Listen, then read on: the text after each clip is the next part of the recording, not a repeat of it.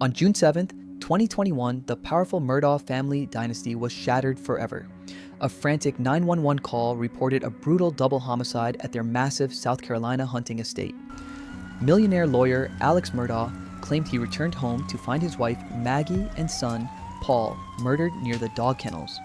He wept uncontrollably, swearing he had absolutely nothing to do with it. The news exploded across national media, stunning the entire country. How could a family with so much power and influence be targeted so violently?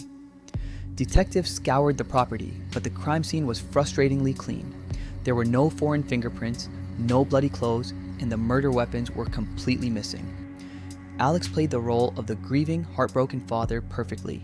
He offered massive financial rewards for any information leading to the supposed real killers. He told a very convincing story to the investigators. He claimed he was asleep inside the main house during the murders before waking up to visit his ailing mother. His alibi seemed absolutely airtight, backed up by the digital data on his own vehicle. He had driven away from the state right when the fatal shots were supposedly fired. With no suspects and a perfect alibi, it looked like Alex Murdaugh had committed the perfect crime. But seasoned investigators felt something was fundamentally wrong with his timeline. The breakthrough didn't come from a fingerprint or a witness, it came from a shattered cell phone found lying directly next to his son's body. The phone was locked and severely damaged by the elements. It took cyber experts over a year to bypass the intense security encryption and recover the hidden data. While experts worked on the phone, the Murdaugh family's dark secrets began leaking to the press. Alex wasn't just a grieving father, he was a desperate man drowning in massive debt. Investigators discovered he had secretly stolen millions of dollars from his own law firm and vulnerable clients. His entire life was built on a massive, crumbling mountain of lies. On the very day of the murders, his law firm had confronted him about the missing millions. His financial empire was hours away from completely collapsing. Police realized he needed a distraction to stop the financial investigation. A horrific family tragedy would immediately make him a victim, buying him the time he desperately needed. Detectives brought Alex back into the interrogation room, pressing him on his exact movements. He aggressively maintained his story, swearing he never went down to the dog kennels that night. He looked the lead investigator dead in the eye and stated he was asleep on the couch.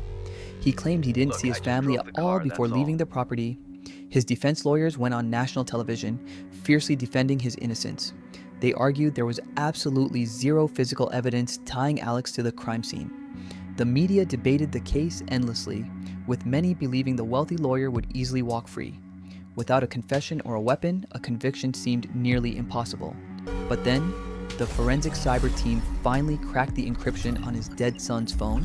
What they found inside completely destroyed Alex's million-dollar defense strategy.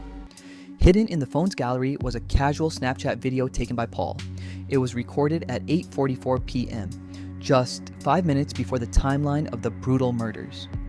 The video itself was simple, just a clip of a dog inside the kennels. But it wasn't the visual that caught the detective's attention, it was the audio in the background. Investigators isolated the background noise and enhanced the audio frequencies. Clear as day, 3 distinct voices could be heard talking near the cages. The voices belonged to Maggie, Paul, and unmistakably, Alex Murdaugh himself. The man who swore to police he was asleep in the house was actually standing right beside them. The digital timestamp proved he lied to the police, his family, and the entire world. He was at the exact location of the murders, mere moments before they happened. The trap had finally closed on the untouchable millionaire. Based on the undeniable digital proof, police officially arrested Alex Murdaugh for double homicide. The news of his arrest sent shockwaves through the American justice system. The hunter had become the hunted, caught by the very technology his son carried in his pocket. In early 2023, the highly anticipated trial of the century officially began. Millions tuned in worldwide to watch the disgraced lawyer fight for his life. The prosecution played the Snapchat kennel video for the jury, dropping a bombshell on the courtroom. The digital ghost of his son had essentially returned to testify against him. In a desperate last-ditch effort, Alex took the witness stand to defend himself. He finally admitted he lied about his alibi, blaming it on drug-induced paranoia. But the jury saw straight through his decades of manipulation and fake tears. His changing stories only proved that he was a master manipulator capable of anything. After a grueling 6-week trial, the jury deliberated for less than 3 hours. The evidence provided by the 50-second video clip was absolutely insurmountable. The judge read the verdict out loud: guilty of 2 counts of first-degree murder. The powerful dynasty that ruled the town for a century had officially fallen. Alex Murdaugh was immediately sentenced to 2 consecutive life sentences without the possibility of parole. He traded his massive luxury estate for a tiny concrete cell.